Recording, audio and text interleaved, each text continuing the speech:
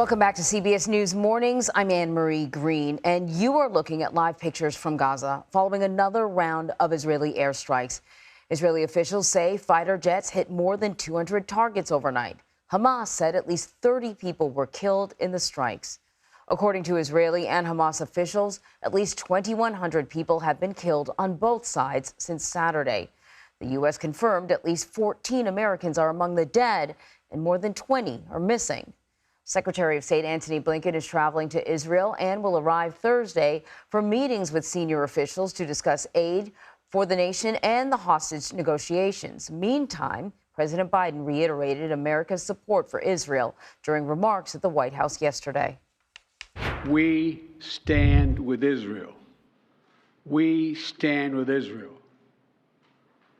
And we will make sure Israel has what it needs to take care of its citizens, defend itself, and respond to this attack.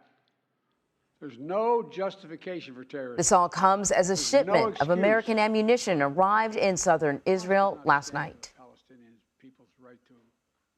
So joining me now from Israel is CBS News reporter Haley Ott to give us a sense of how things have been going. So Haley, let us know what things are like right now, but also what's been happening, say, over the last 12 hours or so. Good morning, Anne-Marie. Yes, airstrikes, Israeli airstrikes on Gaza continued overnight, as did rocket fire from Gaza into the south of Israel. And those Israeli reservists that have been called up, around 360,000 of them, have continued to report for duty, and troops are massing on the border with Gaza in the south of Israel for what we aren't sure but expect could be a major ground operation in the Gaza Strip. We know that at least 14 Americans are among dozens of hostages captured by Hamas. What is the latest on the efforts to find and free them? 14 Americans have been killed, and we actually don't know the number who have been taken hostage.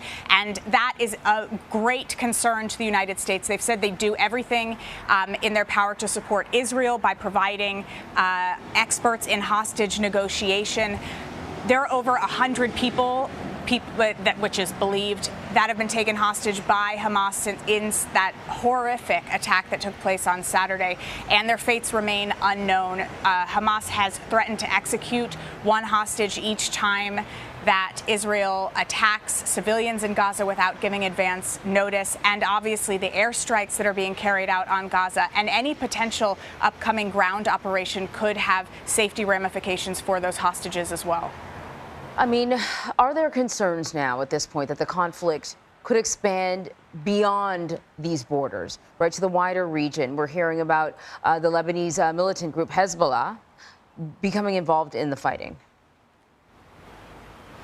Yes, obviously the majority of the fighting has been taking place in the south of Israel near Gaza, but there has been exchanges of fire in the north in Lebanon between Hezbollah militants and the Israeli army.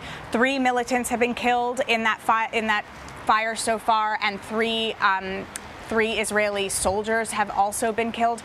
Hezbollah is Lebanon's most powerful military force, and there is real concern that things could escalate on that northern border. The United States has warned Hezbollah not to get involved in this conflict, but obviously we're going to have to see what happens in the coming days. And just the current situation in Gaza? Gaza has been pummeled by airstrikes. We are seeing reports of entire neighborhoods that have been leveled. The United Nations says around 200,000 people have been displaced. That's in addition to obviously the over 1,000 now that we've heard people who have been killed in these attacks. And today, the Minister of Health in Gaza said that in the next 24 hours, every single hospital in Gaza is going to run out of medicine. In these morning hours, we're expecting the only power plant in Gaza to run out of fuel and no longer be able to operate. So there is a real humanitarian crisis unfolding as well in Gaza. It is heartbreaking all around. Haley, thank you so much.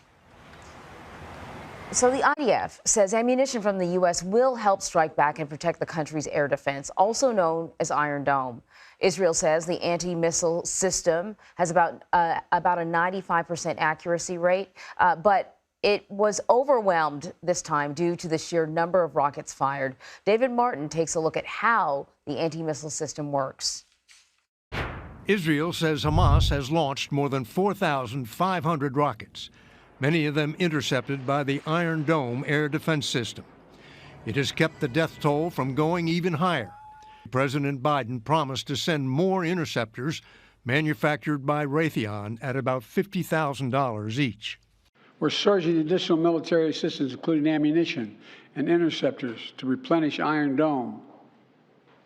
We're going to make sure that Israel does not run out of these critical assets. Iron Dome has been defending Israel against terrorist rockets for more than a decade. It has been effective, as it typically is, in taking a lot of those rockets out of the sky and saving countless lives by doing so. Now, of course, some rockets have gotten through to tragic cost. Because the flight time for a rocket is so short, Iron Dome can operate on automatic. As soon as a rocket launch is detected, an alert goes out telling everyone to run for shelter, while Iron Dome launches its interceptors, homing in only on rockets headed toward populated areas.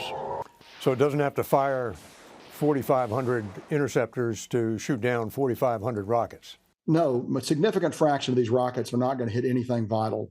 Retired General Frank McKenzie, former commander of U.S. forces in the Middle East, says Hamas doesn't really care where the rockets land. They've got a large stockpile of missiles, and I think we should anticipate the intensity of these attacks to continue for a few days yet. If Hezbollah, which is based in Lebanon on Israel's northern border, unleashes its stockpile of rockets and missiles as well, Iron Dome could be stretched to the limit. David Martin, CBS News, the Pentagon. Well, survivors are sharing their harrowing stories during the hours of Hamas's surprise attack. Some have spoken about taking shelter as gunfire erupted around them outside. And that includes 17-year-old Ella Bargil, who lives in a community a little more than a mile away from the border with the Gaza Strip, and she's joining me now this morning. Ella, thank you so much for joining me. My heart breaks for you because you're only 17, and you should be worried about school assignments. You should not be running for your life, but that's exactly what happened. You were not home on Saturday when you looked up and saw rockets, and then you did everything you could to get home. No way you could have known that you were running towards not just home, but towards the location that Hamas fighters were also running to. You're right. It's like a horror movie to me. It was the scariest thing that ever happened in my life. And I want the whole world to know what's happened there and to support Israel and to stand by us. You live on a kibbutz. Once you got to the kibbutz, you went to the bomb shelter. But what was it like inside? You can close it. It's open. Like I took a picture, and you can see the lights goes in.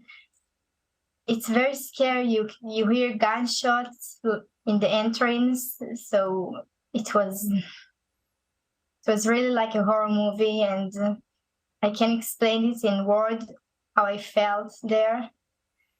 It's I feel danger for my life. I don't know how to explain it, so everyone know what's happened there, but this is all I can say. Yeah. You know, we showed a picture of your car, and in fact, when you got to the kibbutz to get out of the car, a missile landed sort of right there, right? No, one of the terrorists shot at the windows car to steal things in the car.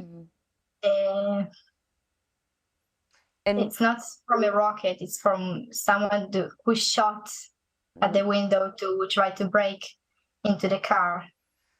When you were in the bomb shelter, what could you hear outside, and what were you thinking that whole time? I thought that my life is going to end. I wanted to write to all my friends that I love them and that they don't need to worry. They don't need to worry to me. They need to be safe, and that I will be okay. That I hope I will be okay. Although I heard gunshots right next to me, and a conversation in Arabic of terrorists that walking right next to me. You managed to make it out and get to a friend's home, but once you got there, you heard some heartbreaking news.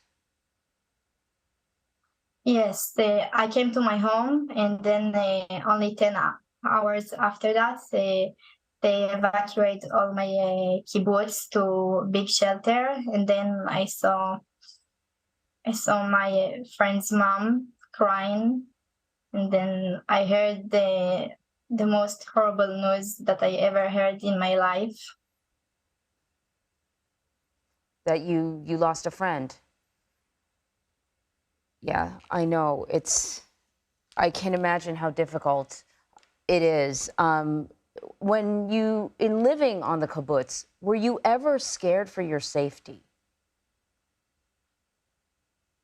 I never scared like this. This has never happened to me.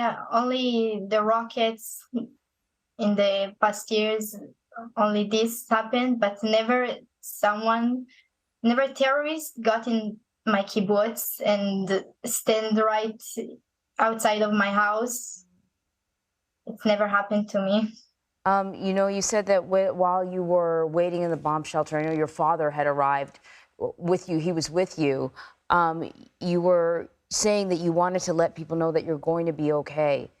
You got out and you were safe, but are you okay? Physically, yes, I didn't get hurt, but mentally, it's destroying my mental health. It's traumatic, and I don't know how to explain it to the world, but it's traumatized in the most hard way that can ever happen to a 17 years old. Yeah, you're very young. You do not have to be talking to me about this. Is there a message that you want the international community to hear? I want the world to know what's happened there and the horror movie that my people are going through. And I want the whole world to stand by Israel and to support us. Ella, thanks for sharing. Take care. To be with your family. I'm happy that you are safe right now, but I know it's going to be a long journey because that was a terrifying experience that you lived through. Thank you very much. Thank you. Well, meanwhile, thousands across the U.S. gathered in support of Israel. A large crowd rallied outside the United Nations in New York. Some were seen shouting at a small group of counter-demonstrators that gathered.